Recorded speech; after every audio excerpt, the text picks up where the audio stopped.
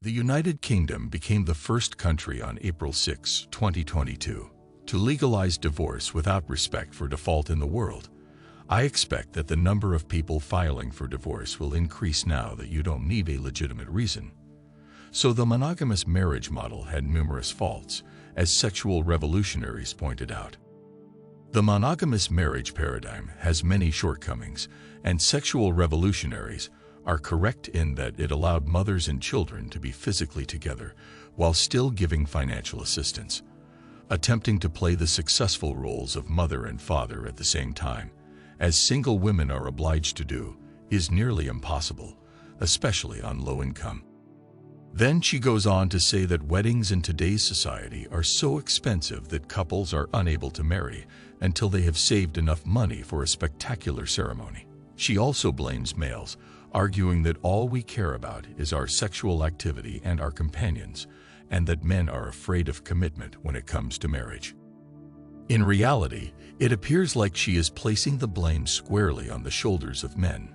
Keep in mind that the top 5 to 10% of men do not engage in much sexual activity. What about her criticizing the women those men are sleeping with, saying they are too eager to give sex away?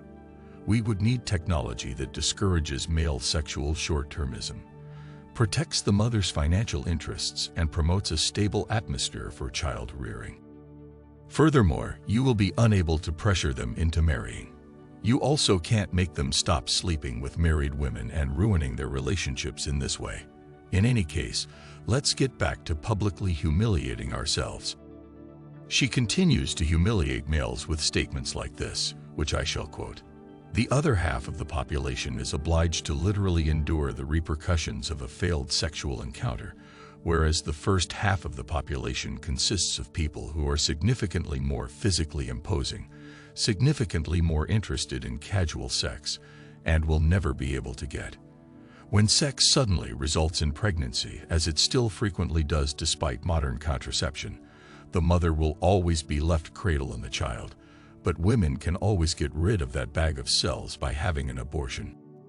What she's trying to say is that the women will be left holding the bag, and that's what she's trying to convey. Furthermore, she is concerned about how rosy the future appears to be for the offspring of people whose parents were never married in the first place. Parents who have never been married are nearly twice as likely as married parents to divorce. She wants such men to marry for the sake of the women's happiness and regrets. Previously, feminists deconstructed marriage, but now they have rediscovered and renamed it as if it were their own invention.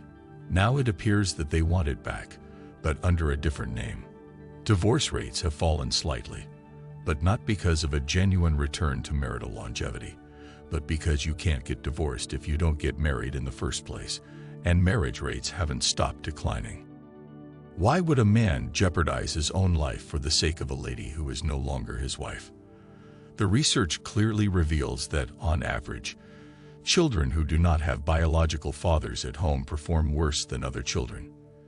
These youngsters had higher rates of incarceration in boys, higher rates of teen pregnancy in girls, and a higher risk of emotional and behavioral disorders in both sexes. It appears that many women have realized that their grown children are a cause of humiliation and will not be helpful idiots and utilities to them in their later years, or that they will be forced to spend their lives as single mothers in impoverished circumstances. They are in severe need of assistance. Nobody is coming to save them. They appear to be looking for a male utility. They are working harder with the money they earn to establish a better life for themselves and their children. I believe this is simply a desire to subordinate men in order to relieve the government of the financial burden of supporting single mothers.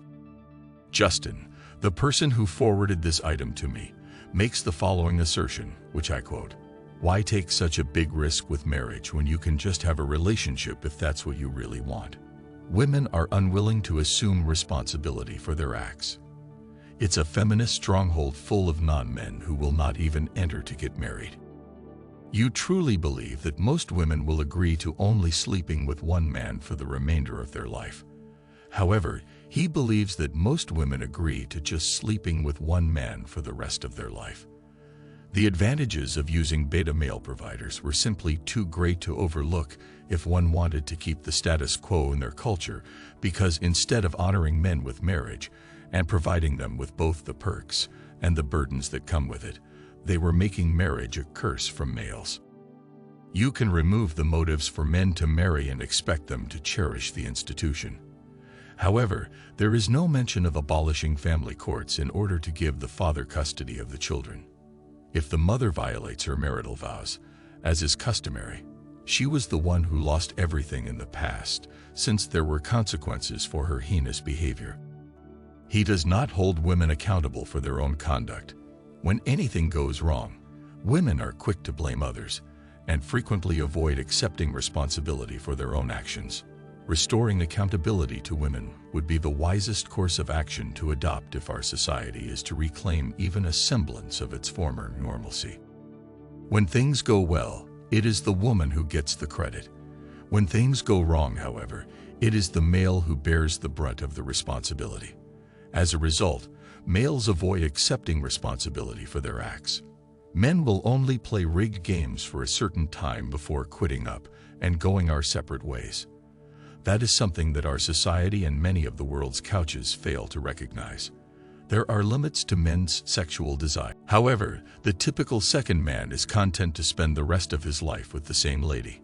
If Louise believes that the only thing men want is sexual diversity, and that this is why we aren't getting married, she is mistaken. She obviously does not understand males. She appears to fall into the same trap as other women, viewing males as human doings rather than human people, with primarily utility values for women and children. That is exactly what women want, for men to return to being utilities for women and children, and she is attempting to trick us into doing so by using guilt to get us to marry if we are already in common law relationships, or to make us feel bad like the poor men on the Titanic who gave up both their seats and their lives for the women and children. The feminists out there is come back to men. Be excluded when you're ready to make some real concessions, and have all the girls work together to repeal the rights women were given in exchange for male attention and provision if we are already in common law relationships.